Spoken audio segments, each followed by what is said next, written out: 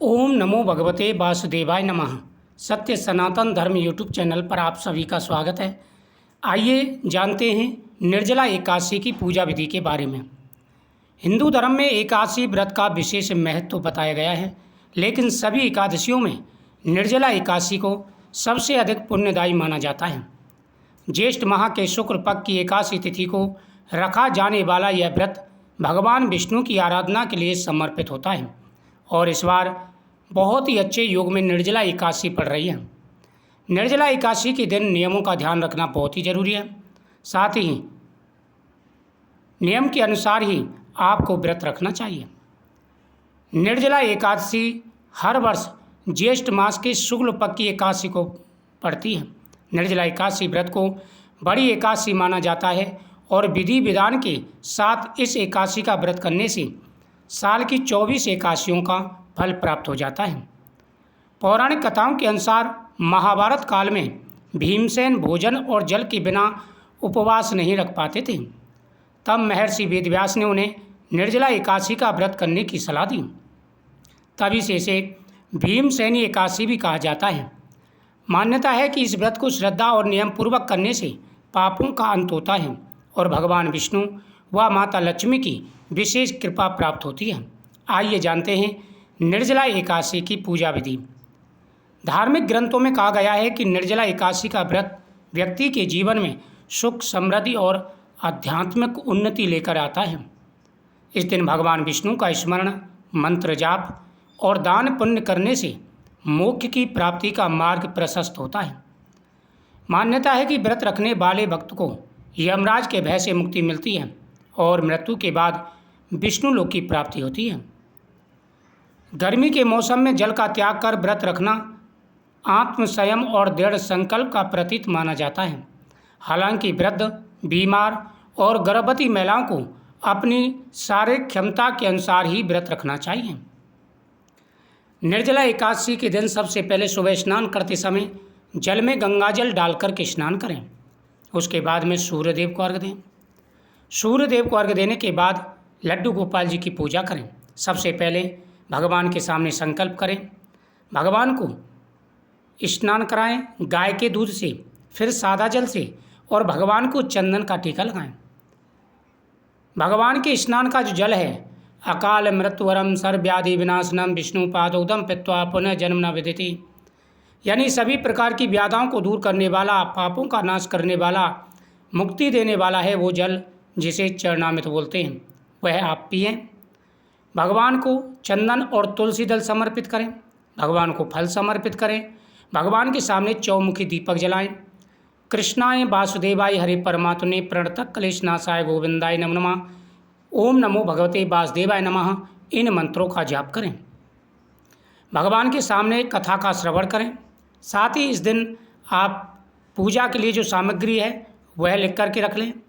भगवान की प्रतिमा, पीला वस्त्र, पीले पुष्प, तुलसी दल, चंदन, अक्षत, यानी समा के जो चावल होते हैं वो सादा चावल नहीं, चावल का प्रयोग एकादशी में बिल्कुल नहीं किया जाता, लेकिन व्रत वाले चावल जो समा के चावल उसका प्रयोग आप कर सकते हैं। धूप, दीप, घी, पंचामृत। पंचामृत में आपको गाय का दूध, गाय का घी प्रयोग करना है। कलावा, नारियल, मौसमी फल, एक कलश जो मिट्टी का घड़ा दान करने के लिए, केले का फल, पंचमेवा, शंख, कपूर, दान करने के लिए जल से भरा हुआ घड़ा, कलश, उस पर फल, छाता, वस्त्र, दक्षिणा, मिठाई, फल, ये सारी सामग्री आपको एकत्र कर लेनी है जब आप पूजा कर रहे हों और भगवान के सामने आपको संकल्प करना है। निर्जला एकादशी का व्रत 2026 में 25 तारीख को रखा जाएगा। 24 तारीख की शाम को 6:12 से एकादशी तिथि प्रारंभ होगी, जो कि 25 जून को रात 8:09 तक रहेगी। तो उदय तिथि के आधार पर निर्जला एकादशी का व्रत 25 जून गुरुवार को किया जाएगा। व्रत के पारण का जो समय है वह 26 जून सुबह 5:25 से लेकर 8:13 तक रहेगा। निर्जला एकादशी के दिन प्रातःकाल स्नान कर स्वस्थ वस्त्र धारण करें। इसके बाद पूजा स्थल पर गंगा जल छिड़कें, शुद्ध कर लें वहाँ पर। फिर भगवान को स्नान कराएं, चंदन का टीका लगाएं जिस प्रकार से मैंने विधि बताई उसी प्रकार से आपको भगवान की पूजा करनी है। इस दिन भगवान शिव का अभिषेक भी करना है। भगवान शिव का अभिषेक करते समय आप गंगा जल का प्रयोग करेंगे। भगवान कृष्ण को गंगा जल से स्नान नहीं कराना, भगवान शिव को गंगा जल से स्नान कराना है। भगवान शिव को स्नान कराते समय ओम नमः शिवाय मंत्र का जाप करते जाएंगे। 11 बेलपत्र चढ़ाएं, श्री राम लिख करके अगर कोई मन में कामना है तो। और साथ ही साथ भगवान को फल समर्पित करें। भगवान के सामने चौमुखी दीपक जलाएं। पीपल वृक्ष के नीचे इस दिन दीपक जरूर जलाना चाहिए। पीपल वृक्ष के नीचे दीपक जला करके परिक्रमा करने से सारे दोष दूर हो जाते हैं और मनोकामना पूरी हो जाती है। इस दिन भगवान का आशीर्वाद प्राप्त होता है, जीवन में आ रहे सारे कष्ट दूर हो जाते हैं और भगवान प्रसन्न होकर के आशीर्वाद देते हैं। धन बढ़ता है, सुख समृद्धि बढ़ती है, जीवन में आ रहे कष्ट दूर हो जाते हैं। आप भी इस विधि से भगवान की पूजा करें। दान पुण्य इस दिन आपको जरूर करना है। इस दिन कुछ बातों का ध्यान रखें। एकादशी के दिन घर में चावल का प्रयोग नहीं होना चाहिए। चावल ना बनाएं और ना ही पूजा में प्रयोग करें। नंबर 2, घर के अंदर लहसुन प्याज मीट मांस का प्रयोग बिल्कुल नहीं होना चाहिए। लहसुन प्याज मीट मांस का प्रयोग बिल्कुल नहीं होना चाहिए। घर के अंदर लड़ाई झगड़ा ना करें।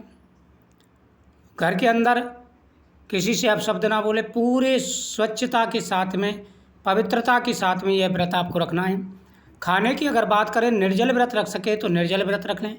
अगर निर्जल नहीं रख सकते, शरीर में कोई परेशानी है या गर्भवती महिलाएं या वृद्ध हैं, तो फलाहार का आप व्रत रख सकते हैं। जैसे आम एकादशी का रखते हैं वैसे ही एकादशी का व्रत आप रखें। निर्जल किसको रखना चाहिए? जो पूरे साल एकादशी का व्रत नहीं करते उनको निर्जल व्रत रखना चाहिए और उसको पूरे साल की एकादशियों का फल प्राप्त हो जाता है।